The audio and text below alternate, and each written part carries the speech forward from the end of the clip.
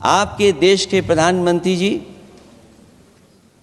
जिस हमारे देश के नहीं, हमारे भी प्रधानमंत्री हैं, हमारे भी प्रधानमंत्री हैं, हमारे हैं, बात खत्म हो रहा है। अध्यक्ष महोदय, अध्यक्ष महोदय, मैं फिर बोलता हूं अध्यक्ष महोदय, मैं तो आपको बहुत अच्छा मान रहा था कि आप ही मुझे बुलवा के गए थे। मैं फिर बोलता हूं, देखिए प्रधानमंत्री जी की लाइनें हैं ये वाली, मैं दुनिया को मनाने में लगा हूं, मेरा घर मुझसे रूठा जा रहा है। आखिरकार कौन रूठा हुआ है?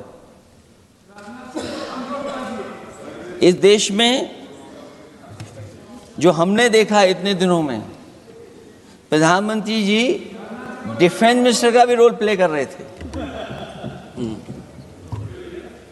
इसलिए जिस सड़क पर हमारे देश के प्रधानमंत्री जी हरकुलिस विमान से उतरे थे, वो हाईवे किसी ने डिजाइन किया था तो समाजवादी लोगों ने डिजाइन किया था।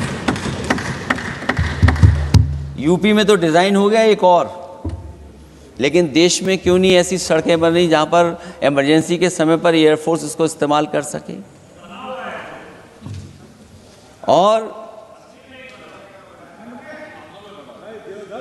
और बनाइए, मैं तो कहूंगा कि और बनाइए,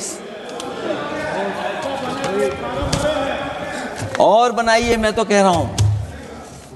और जिस तरीके से हमारी सेना ने जो मुकाबला किया है, सीज फायर के बाद भी ड्रोन आ रहे थे, ये भी सरकार को स्वीकार करना पड़ेगा।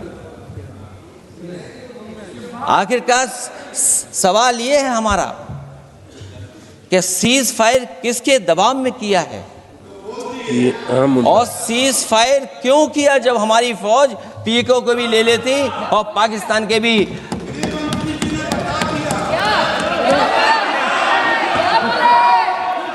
अध्यक्ष महोदय, सीज फायर आपके मंत्री जी ने नहीं किया, सीज फायर आपके मंत्री जी की तरफ से नहीं आया, क्योंकि हमारे मंत्री जी वो सोशल मीडिया को देखते नहीं हैं। सबसे पहले सोशल मीडिया पे बात आई थी, आपको 1 घंटे बाद किसी ने पढ़ के बताया होगा। इसलिए अध्यक्ष महोदय, मैं केवल इतना कहना चाहता हूं अपनी बात खत्म करते हुए, आखिरकार इंटेलिजेंस फेलियर की जिम्मेदारी किसकी है?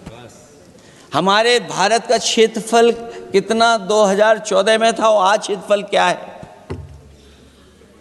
और लगातार इनकी सरकार में आतंकवादी घटनाएं क्यों हो रही हैं?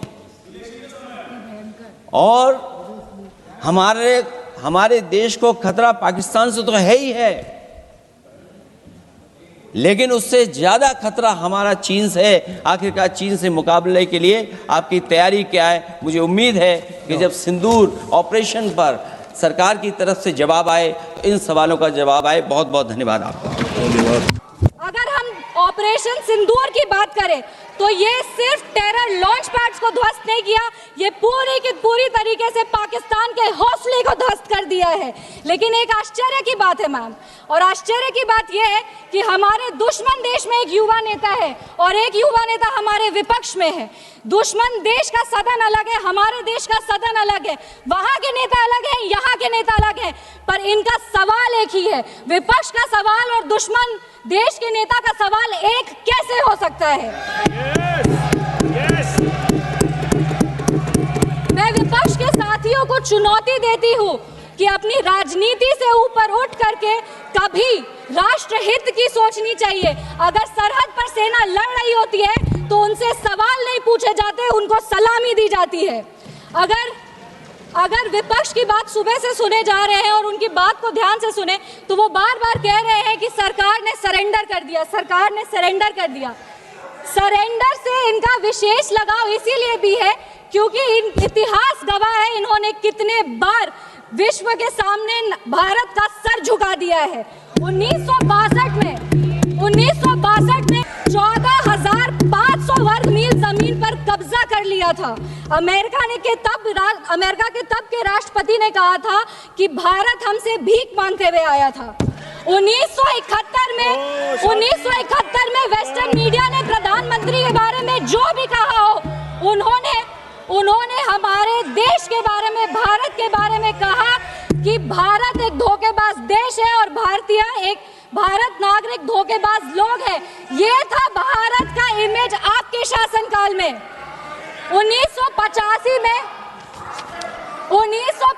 में CIA के क्लासिफाइड रिपोर्ट्स है कि विदेशी तंत्र भारत की सरकार को चलाती थी। इनसे जवाब मांगिए। 2001 विश्व के सबसे बड़े लोकतंत्र के सबसे बड़े मंदिर पर हमला हुआ और ये लोग चुप बैठे रह गए। 2008 मुंबई अटैक, पूरी तरीके से देश को झंझोड़ दिया गया, पर इन्होंने कभी नहीं जवाब दिया। अगर आज आतंकवादियों को जवाब दिया है तो वो हमारे यशस्वी प्रधानमंत्री श्री नरेंद्र मोदी जी की सरकार ने दिया है। पर इनके राष्ट्रीय अध्यक्ष, कांग्रेस पार्टी के राष्ट्रीय अध्यक्ष कहते हैं कि ऑपरेशन सिंदूर एक छोटा मोटा ऑपरेशन था। ये इनकी विचारधारा का समस्या है। इनको लगता है कि ऑपरेशन सिंदूर एक छोटा मोटा ऑपरेशन था, पर ये इनकी गलती नहीं है। इनकी विचारधारा ये कहती है कि अगर हिंदू धन को आगे लेके जाओ, हिंदू धन के पक्ष में बोलो तो वो सैफरन टेरराइजेशन है। पर इनकी राजनीति के लिए ये कहते हैं आतंकवादियों का कोई धर्म नहीं होता। ये दोहरा चरित्र क्यों है इनका? आतंकवादियों ने हमारे नागरिकों को धन पूछकर मार दिया। हम उनको कहना चाहते हैं कि जिस सनातन को मुगल की तलवार नहीं खत्म कर पाई, जिस सनातन को अंग्रेज की तोप नहीं खत्म कर पाई, उस सनातन को इनकी छोटी मोटी राजनीति क्या खत्म करेगी? आतंकवादियों ने जब हमारे भाई लोग को मारा तो उनको मारने के पहले बोला कलमा पढ़ के सुनाओ। उन नागरिक की बहन होने के नाते, इस देश की बेटी होने के नाते हम उनको महाभारत सुनाना चाहते हैं। महाभारत सत्य और धर्म की लड़ाई जरूर है, लेकिन महाभारत द्रौपदी के प्रतिशोध का भी प्रतीक है। द्रौपदी का बदला महाभारत है और हमारी संस्कृति में है। अगर नारी सम्मान में त्रुटि होगी तो फिर से महाभारत रचा जाएगा। और महाभारत में लिखा है धर्मो रक्षति रक्षता। जो धर्म की रक्षा करते हैं, धर्म भी उन्हीं की रक्षा करता है। विशेष रूप से हम धन्यवाद देंगे हमारे यशस्वी प्रधानमंत्री श्री नरेंद्र मोदी जी का, जिन्होंने ऑपरेशन सिंदूर का नाम ऑपरेशन सिंदूर रखकर पूरी दुनिया को बता दिया है कि एक चुटकी सिंदूर की कीमत क्या होती है। और जिसने हमारी महिलाओं के, इस देश की बेटियों के, हमारी बहनों के सिंदूर को उजागर किया, उसको हमारी सरकार ने, हमारी सेना ने मिट्टी में मिला दिया है।